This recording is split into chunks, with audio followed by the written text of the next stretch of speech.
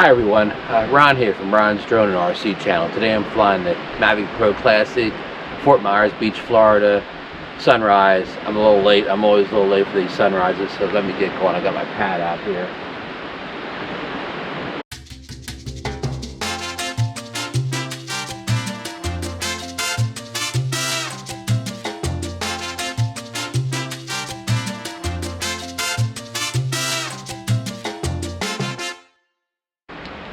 The good news is there's almost no wind today.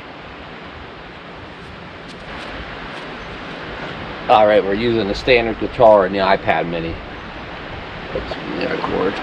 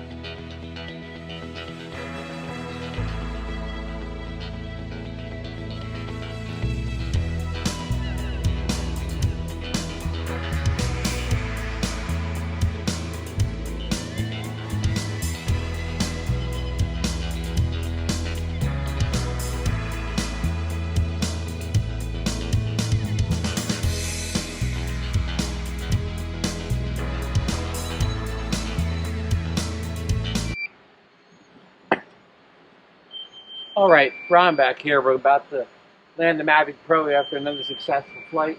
We got our landing pad out in the beach. Here we go.